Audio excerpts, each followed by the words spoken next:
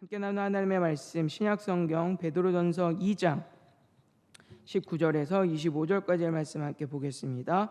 신약성경 379페이지 신약성경 379페이지 전후에 있는 베드로전서 2장 19절에서 25절까지의 말씀 우리 한 절씩 교독하여 읽으시고 마지막 절 합독하도록 하겠습니다.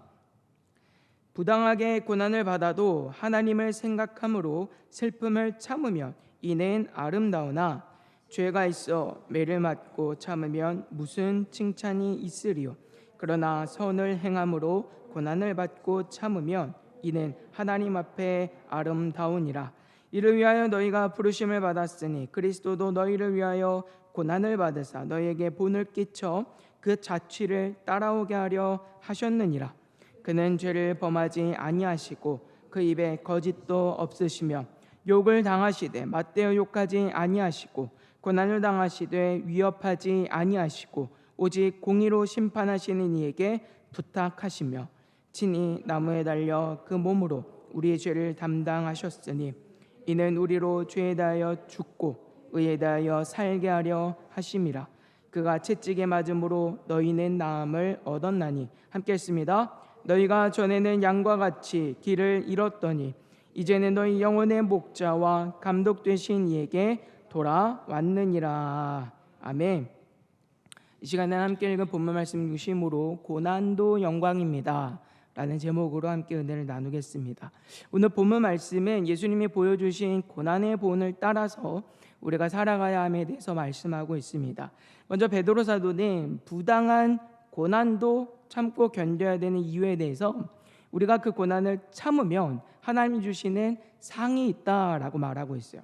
자, 19절에 보시면 부당하게 고난을 받아도 라고 하는 말은 앞에 있는 18절 말씀과 연결해서 생각을 해보면 그 까다로운 사람들, 그러니까 악한 권세자들에게도 순종하는 것과 우리가 연결해서 생각할 수 있습니다. 그러니까 그리스도인들이 내가 하나님께 속하였고 세상에 속하지 않았기 때문에 당하는 미움과 핍박, 오해가 있는 것뿐만이 아니라 이 악한 권세자들의 통치 아래서도 신음하며 살아가는 일들이 있음을 생각할 수 있죠. 중요한 점은 그 모든 것을 참고 견딜 때 그리스도인들에게 주시는 하나님의 상이 있다는 말이에요. 19절 끝에서는 이는 아름다우나 라고 말씀하고 있고 20절에서는 하나님 앞에 아름다우니라 이렇게 번역을 하고 있는데 이 단어의 원어를 좀 살펴보면 이걸 그냥 문자적으로 우리가 그냥 직역을 해보자면 19절은 이것은 은혜다 이런 말이 돼요. 그리고 20절은 이것은 하나님 보시기에 은혜다 이제 이렇게 설명을 하고 있습니다. 그러니까 베드로 사도가 말하는 은혜는 무엇을 말하는 것입니까? 부당한 고난을 참고 견디면 그리스도인들에게 주어질 은혜가 있다. 이게 뭐겠어요? 하나님이 주시는 상이 있다라고 하는 거예요. 우리가 이 은혜라고 하는 것을 하나님이 주시는 상으로 이해할 수 있는 건 일단 먼저는 그리스도인들이 고난을 참아내는 이유가 하나님과의 관계에 있기 때문입니다. 19절에서는 하나님을 생각함으로 슬픔을 참으면 이제 이렇게 말씀하고 있어요.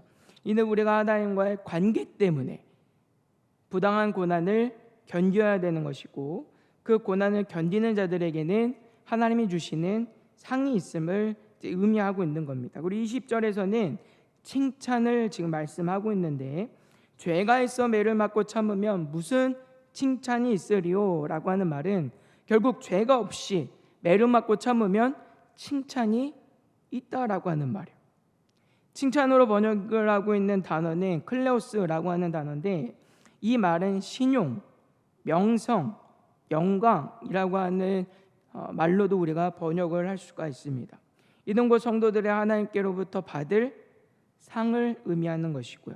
그래서 우리가 부당한 고난을 참고 그것들을 견뎠을 때 하나님의 은혜다라고 하는 건 하나님이 베풀어 주실 상이 있다라고 하는 것을 우리에게 가르쳐주고 있는 겁니다.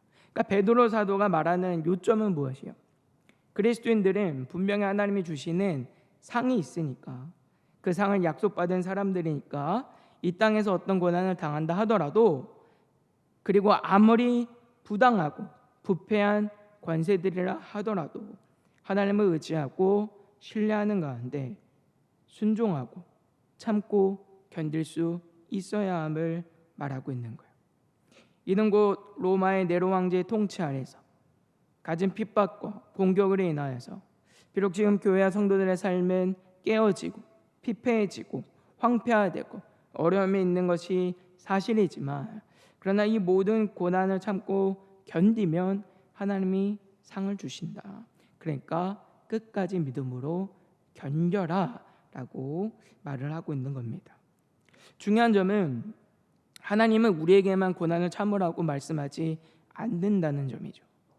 21절은 우리에게 이렇게 말씀해, 이를 위하여 너희가 부르심을 받았으니 그리스도도 너희를 위하여 고난을 받으사 너희에게 본을 끼쳐 그 자취를 따라오게 하려 하셨느니라. 아멘. 이를 위하여 부르심을 받았다라고 하는 건 성도들이 마지막 때 하나님께서 주실 상을 받기 위해서 하나님이 우리를 고난의 자리에 있게 하셨다라고 하는 거예요. 그러니까 성도들이 이 세상에서 미움당하고 핍박받고 환난 가운데, 그리고 악한 권세자들 밑에서 그들의 통치 안에서 때때로는 신음하고 있는 그 모든 것들이 다 무엇을 위한 일입니까? 믿는 자들에게 하나님께서 상을 주시기 위해서 하나님이 뜻하신 바다라고 말하고 있는 거예요. 근데 이 일이 우리가 생각할 때는 불의해 보일 수 있어요. 아니, 상을 주시면 주시지 왜 굳이 고난을 견뎌가면서 상을 받아야 되는 거야? 이렇게 생각할 수 있단 말이에요. 그렇잖아요.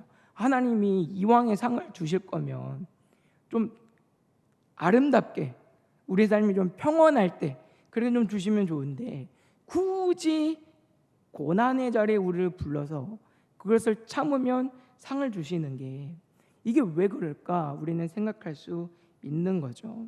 그런데 우리가 이 일을 불의하거나 불평하지 않을 수 있는 이유는요, 우리만 고난을 받는 게 아니라 우리 주님께서도 먼저 이 고난을 당하셨기 때문이에요.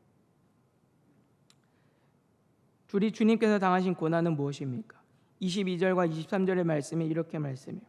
그는 죄를 범하지 아니하시고 그 입에 거짓도 없으시며 욕을 당하시되 맞대어 욕하지 아니하시고 고난을 당하시되 위협하지 아니하시고 오직 공의로 심판하시는 이에게 부탁하시며. 아멘. 베드로 사도는 우리 주님께서 당하시는 고난에 대해서 이렇게 소개를 하고 있는데, 먼저 우리 주님이 죄를 범하지 않으셨다, 이 표현으로서 우리 주님을 죄가 없으신 분임을 드러내고 있어요. 근데 이건 예수님께서 하나님이시니까 당연히 예수님은 죄가 없으시지, 이걸만을 말하고 싶은 게 아닌 거예요. 부당하고 억울한 공격과 오해와 핍박 속에서도 우리 주님은 조금도 죄를 짓지 않으셨다라는 말이에요. 불의에 대해서 예수님이 한 번도 불의하지 않으셨다라는 말입니다. 예수님이 죄를 범하시지 않은 건 예수님에 대한 어떤 반대나 시비나 공격이 없었기 때문이 아니에요. 오히려 예수님은 굉장히 심한 모욕과 이 땅에서 이루 말할 수 없는 고통을 당하셔야 했어요. 참 하나님이시죠. 참 하나님의 아들이심을 부인당해야 했어요. 하나님이 약속하신 메시아이심에도 불구하고 예수님은 환영받지 못했어요.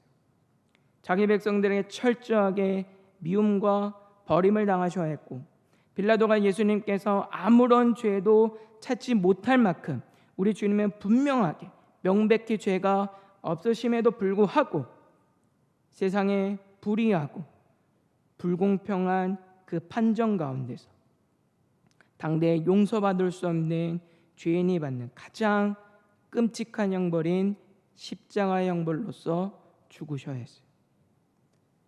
뿐만 아니라 예수님을 믿고 따르던 모든 제자들로부터 다 배신과 버림을 당하셔야 했습니다. 가룟 유다는 은산십에 예수님을 팔았고요, 다른 제자들은 모두 예수님을 부인하고 도망쳤어요. 이처럼 예수님도 이 땅에서 고난을 당하셨고 그 고난에 너무나도 억울하고 너무나도 부당한 일들이 많았음을 성경은 우리에게 말씀하고 있습니다. 지금 당시의 교회와 성도들이 정말 나 억울하다 싶을 만큼 그런 어려운 상황에 놓여 있는 건 맞지만 그에 못지않게 오히려 더 큰 고난을 우리 주님이 당하셨단 말이에요.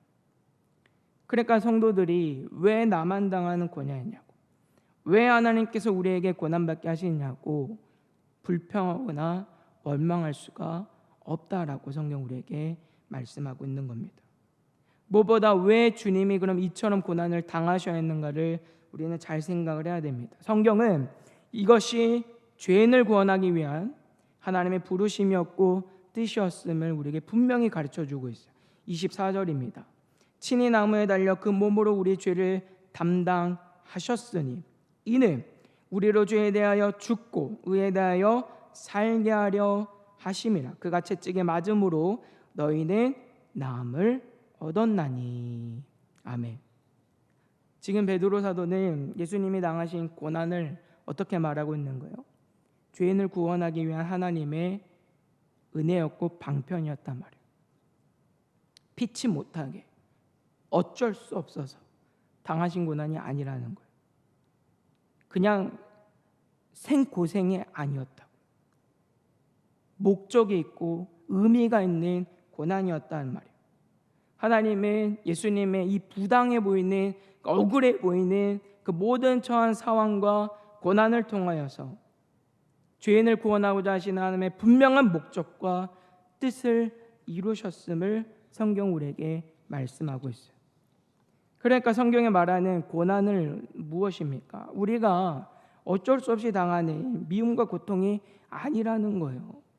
그냥 고생만 하고 그냥 미움만 당하는 게 아니라 하나님의 뜻을 이루는 방편이고 목적이다, 의미가 있는 고난이다라고 우리에게 가르쳐주고 있는 거예요. 그러니까 모든 믿는 사람들은 이 고난을 어떻게 해야 되는 거예요? 회피하거나 그 고난 가운데서 억울해하거나 고통스러워만 할 것이 아니라 오히려 더 적극적으로 그 고난에 참여하여서 견디고 그 일들을 통하여서 이루실 하나님의 뜻과 계획이 이루어지기를 바라야 된다는 것. 그렇기 때문에 예수님의 고난은 고난 중에 있는 그리스도인들에게 큰 위로와 소망이 됩니다. 왜냐하면 예수님의 고난이 분명한 하나님의 목적과 뜻을 이루기 위해서 주어진 고난이었듯이 지금 그리스도인들이 당하고 있는 고난도 분명한 하나님의 목적과 뜻을 이루는 방편이 될 것을 의미하기 때문이에요. 그러니까 다시 말해서 그리스도인들이 고난을 생각할 때 내가 그냥 하나님께 속한 자이니까, 난 세상에 속하지 않았으니까 내가 그냥 세상에서 그냥 버림당해야 되고 미움당해야 되고 핍박당해야 되고 가진 것도 다 뺏겨야 되고 내 삶을 황폐해야 되고 이거 뭐 어쩔 수 없는 일이구나, 속수무책으로 그렇게 생각하는 게 아니라 이 고난 끝에서 하나님이 이루실 일이 있구나, 목적이 있구나, 계획이 있구나, 하나님이 분명한 뜻이 있구나를 생각하고 그 고난을 견딜 수 있단 말이에요. 그러니까 앞에서도 고난을 참는 자에게 왜 하나님이 상을 말씀하시는 거예요? 그 의미가 있다라고 하는 거예요.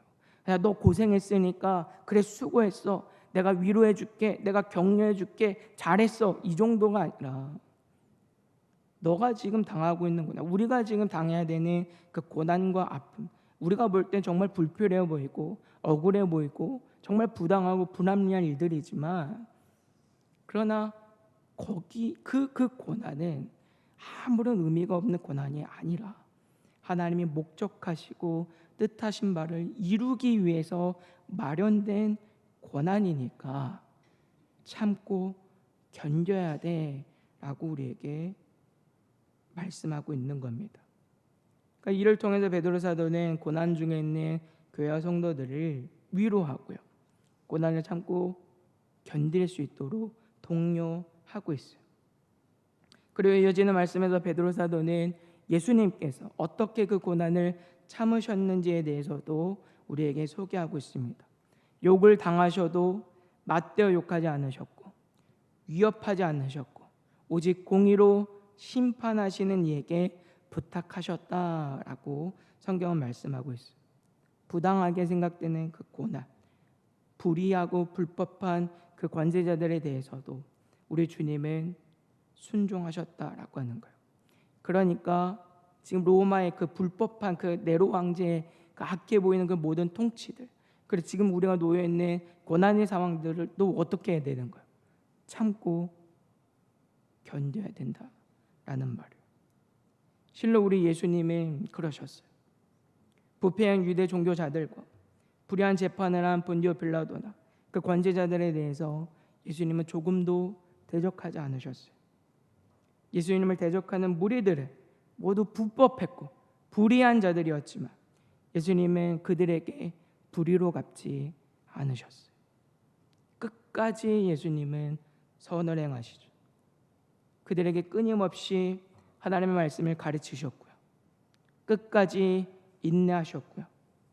예수님을 배신하고 떠난 그 제자들을 예수님이 다시 찾아가셔서 그들을 위로하시고 다시 부르셨어요. 그렇게 우리 주님은 부당한 고난과 불의한 그 권세들 앞에서도 순종하셨고 원수까지 사랑하는 사랑이 무엇인가를 우리에게 보여주셨어요. 예수님이 능력이 없어서 대적하는 그 무리들을 무너뜨릴 만한 힘이 없어서 그러신 게 아니에요. 이 고난을 통해 죄인을 구원하고자 하시는 하나님의 뜻이 있음을 아셨기 때문에 마태복음 26장 53절과 54절은 우리에게 이렇게 말씀해요. 너는 내가 내 아버지께 구하여 지금 12군단 더 되는 천사를 보내시게 할 수 없는 줄로 아느냐. 내가 만일 그렇게 하면 이런 일이 있으리라는 성경이 어떻게 이루어지겠느냐 하시더라. 아멘. 이 말씀은 유대 종교 지도자들이 예수님을 붙잡기 위해서 찾아왔을 때 베드로 사도가 그들을 대적하면서 칼을 꺼내어서 그 대제사장의 종의 길을 베어냈을 때 예수님이 하신 말씀이에요.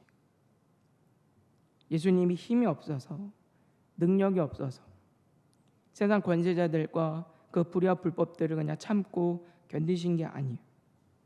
그들이 모두 선하기 때문에 따를만 하기 때문에 하나님 앞에서 정의롭고 옳기 때문에 예수님을 참고 따르신 게 아니에요. 일어나고 있는 모든 일들은 다 불의하고 불법해요. 너무나 억울해요. 그럼에도 예수님은 이 모든 고난을 견디시죠. 우리 하나님께서 이 고난을 통하여서 죄인을 구원하시고자 하심을 예수님이 잘 아셨기 때문에 우리 주님은 하나님의 그 기쁘신 뜻을 너무 잘 아셨고 그 뜻을 이루기 위해서 그 고난도 다 견뎌내셨음을 성경 우리가 말씀하고 있습니다. 또한 예수님께서 십자가 못 박혀 죽으실 때 예수님을 십자가에 못 박은 그 사람들에 대해서 예수님이 어떻게 말씀하셨는지 잘 보세요. 누가복음 23장 34절을 이렇게 말씀해요. 이에 예수께서 이르시되 아버지 저들을 사하여 주옵소서 자기들이 하는 것을 알지 못함이니이다 하시더라. 그들이 그의 옷을 나눠 제비 뽑을세. 아멘. 예수님을 십자가에 못 박은 사람들을 향하여서 예수님은 단 한순간도 그 원수된 이들을 원망하거나 정죄하지 않으셨어요. 오히려 그들을 불쌍히 여기셨고 하나님의 은혜가 필요한 이들로 여기시고는 오히려 하나님께 용서와 은혜를 구하시는 것을 성경 말씀합니다. 이처럼 예수님은 자신이 당하시는 고난을 피할 수가 없어서 어쩔 수 없이 당하는 고난으로 여기지 않으셨고요. 하나님의 뜻을 이루기 위한 방편으로서 적극적으로 그 고난을 참고 감당하셨고 그 모든 불의와 불법과 그 부당함 속에서도 결국은 참고 견뎌내서 하나님의 구속 사역을 이루셨음을 오늘 베드로 사도는 우리에게 증거하고 있습니다. 베드로 사도는 우리가 이 믿음으로 살아야 된다라고 말하고 있는 거예요.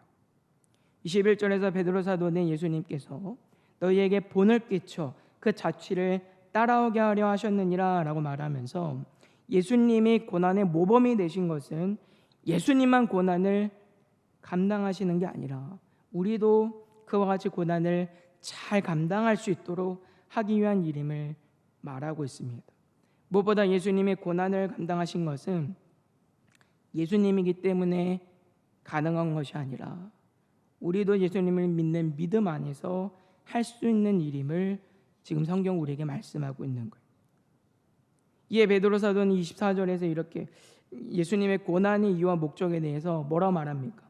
우리를 죄에 대하여 죽고 의에 대하여 살게 하려 하십니다 라고 분명히 말하고 있어요.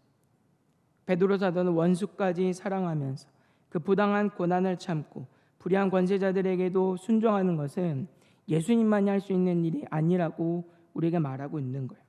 예수님이니까, 그분은 하나님이시니까, 하나님의 아들이시니까 그럴 수 있는 거지. 죄인인 내가 어떻게 할 수 있어?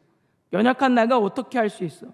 우리는 그렇게 생각할 수 있어. 근데 베드로서는 그게 아니라고 지금 얘기하고 있는 거예요. 예수님을 믿는 믿음 안에서 우리도 할 수 있고 해야 된다라고 성경 우리에게 말씀하고 있는 겁니다. 이제는 우리는 예수님의 대속의 은혜와 성령 하나님의 내주 역사하시는 은혜로 말미암아 죄에 대해서는 죽었고 의에 대해서는 산 자가 되었기 때문인 거예요. 예수님의 대속의 은혜로 우리에게 주어지는 구원의 은혜는 단순히 죄 용서 받는 것에 그치는 게 아니에요.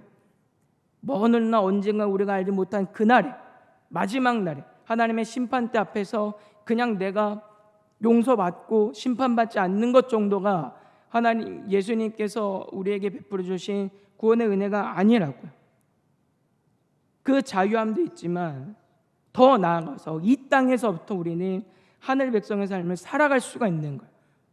죄에서 죽고 더 이상 우리가 죄의 종로를 타며 살아가는 것이 아니라 죄와 싸워 이겨서 하나님의 의를 따라 하나님의 기쁘신 뜻을 이루면서 살아갈 수 있는 능력을 얻게 되는 것이 구원의 능력이고 은혜인 것이죠. 그래서 25절 우리에게 이렇게 말씀해요. 너희가 전에는 양과 같이 길을 잃었더니 이제는 너희 영혼의 목자와 감독 되신 이에게 돌아왔느니라. 아멘. 베드로 사도는 우리가 하나님을 떠나서 죄의 종로를 타며 살아가던 모습을 양과 같이 길을 잃었다라고 말합니다. 그러나 이제는 아니에요. 예수님의 그 고난과 죽으심과 그리고 그분의 부활과 그 대속의 은혜로 말미암아서 이제는 우리는 예수님을 믿는 믿음 안에 죄와 사망의 권세에서 자유하게 되었고 이제는 내 뜻과 내 정욕대로 세상의 가치관대로 그 방식대로가 아니라 오직 하나님의 말씀을 따라 그 말씀에 순종하며 하나님의 주권과 하나님의 통치와 하나님의 뜻을 따라 살아가게 되었음을 우리에게 분명히 말씀하고 있습니다. 그렇기 때문에 우리는 예수님의 고난과 그분의 순종을 예수님만이 할 수 있고 나는 할 수 없네. 나는 하지 않아도 괜찮은 거죠. 나와는 상관없는 일인 것처럼 생각할 게 아니라 예수님이 보여주신 그 모범을 따라서 살아가야 함을 성경 우리에게 말씀하고 있어요. 부당한 고난과 불의하고 불법한 그 권세자들의 통치 아래서라도 참고 견디며 순종함으로 하나님의 목적하신 뜻을 이루어야 함을 성경 우리에게 말씀하고 있습니다.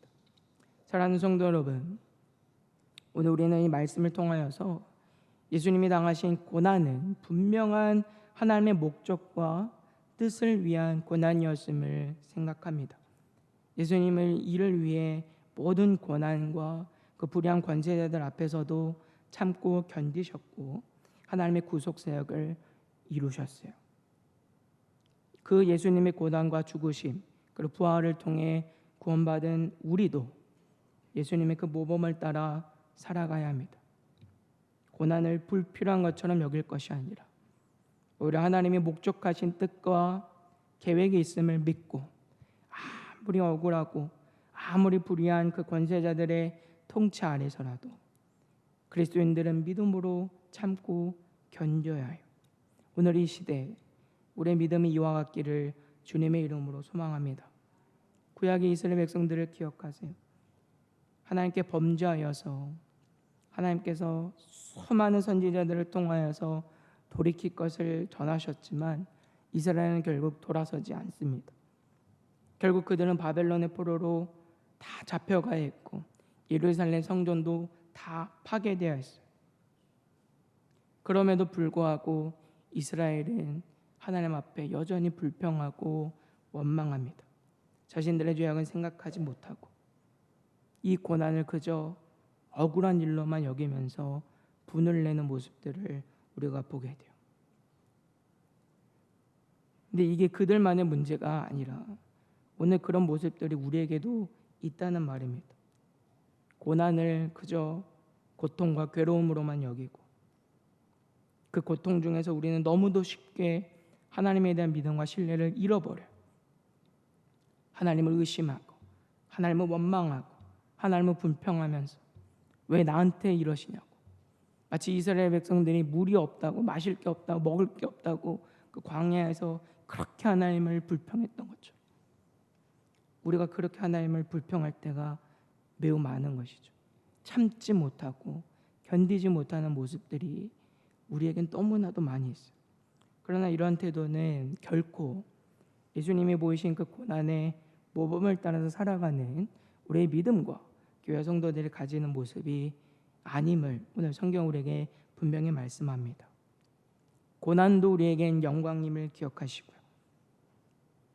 하나님은 이 고난을 통해서도 하나님이 계획하고 목적하신 모든 것을 다 이루심을 믿으시고 우리 예수님의 고난을 깊이 묵상하시면서 날마다 믿음으로 참고 견뎌내어 끝내 하나님이 약속하신 상과 칭찬을 다 받을 수 있는 복된 은혜가 오늘 여러분들에게 있게 되기를 주님의 이름으로 소망합니다.